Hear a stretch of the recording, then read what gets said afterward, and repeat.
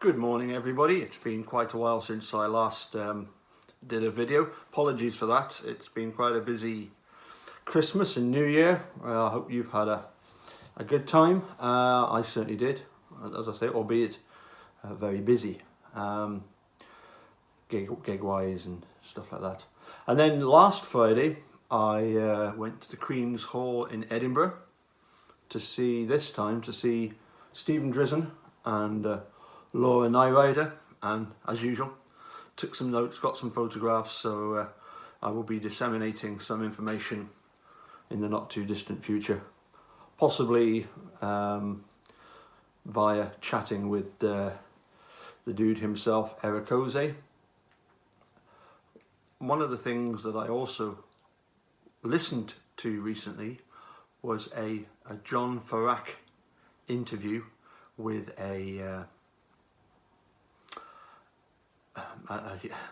gentleman. I think his name is Chris Jericho, but certainly Jericho Talks, and it was a very interesting conversation. And there was a line that he used which was absolutely top notch, which was that perception for some people becomes reality.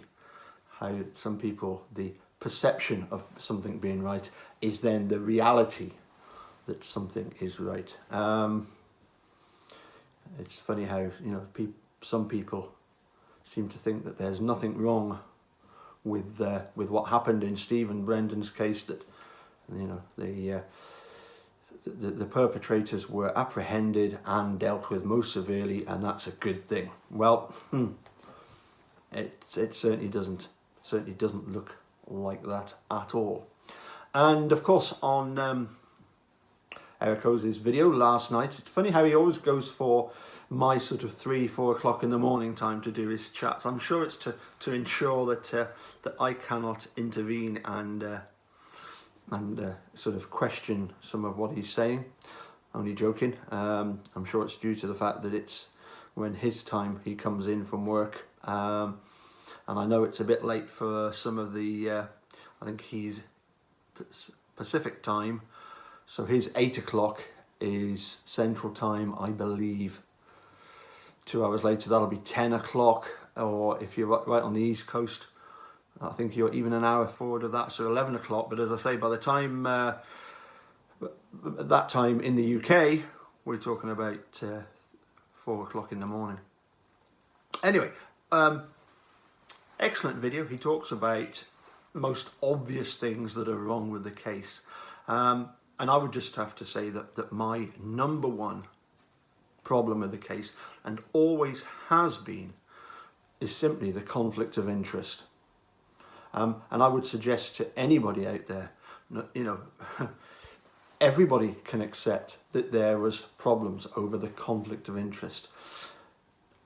I mean, to put it into perspective, here in the UK, and I know for a fact in most parts of Europe, Canada, Australia, South Africa, elsewhere in the civilized world, the case would have been laughed out of court if it was discovered that the very officers that shouldn't have been there developed all the evidence. And I think even some states in America, that would have happened. But of course, Wisconsin, different rules apply there. But then even Robert Herman has agreed. He's you can watch him on video saying that if he'd had the chance to do things again, the one thing he would have done would have been to kept out Manitowoc. Well, that's very nice and big of you, Robert, but it's a bit late now. Yeah, you describe it as a mistake. I suggest it was far more than a mistake. I would suggest that it was very much deliberate. Number 2 on my list of problems would be the infamous line to Brendan from Mark Wiegert, who blurts out, "Who shot her in the head?" To which, of course, Brendan replies, "He did."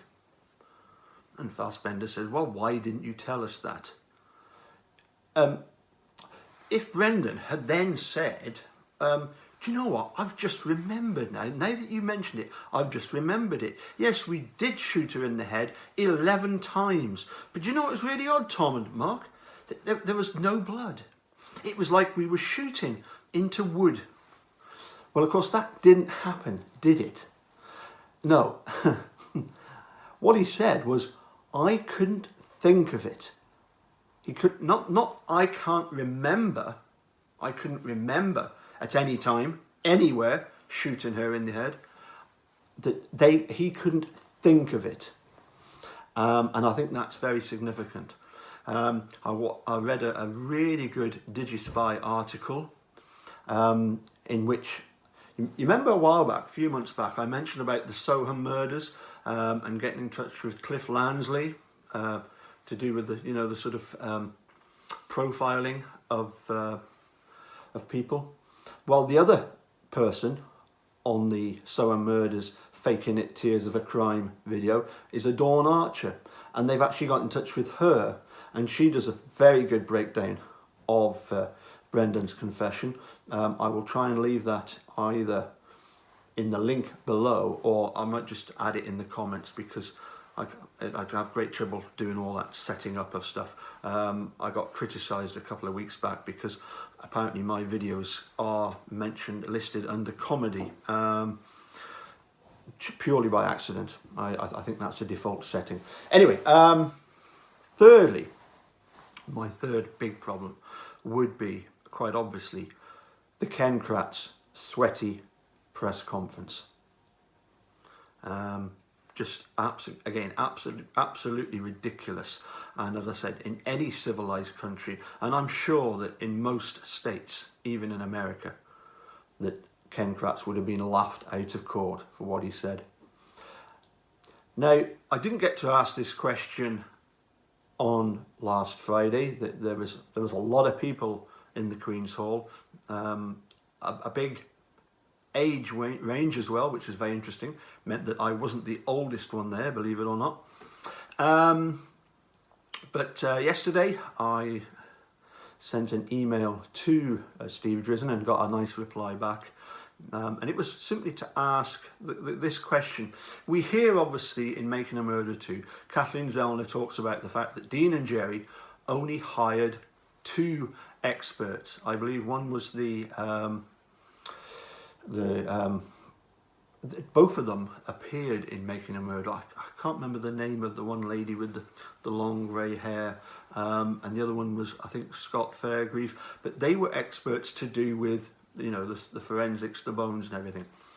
Of course, remember, in series 1, we do get to hear about a third expert, an expert in wrongful confessions.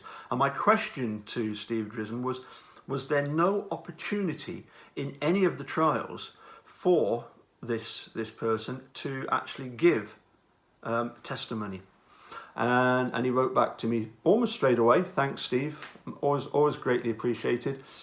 The fellow, of course, is Larry White.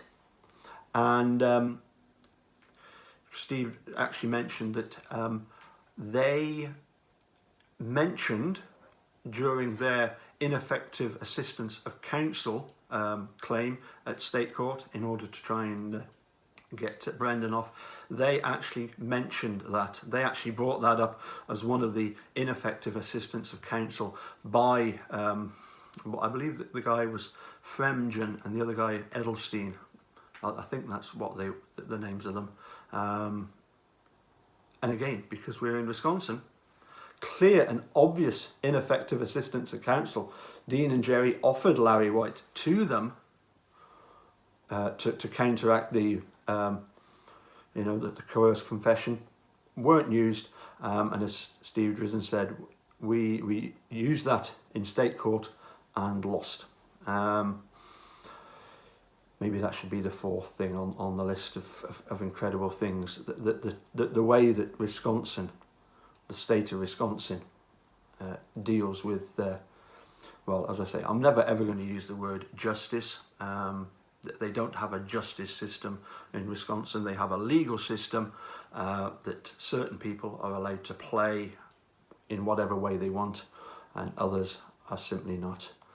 You know, as I say, it's perception becomes reality. Anyway, that's all I've got time for today, and we'll catch you again soon. Bye for now.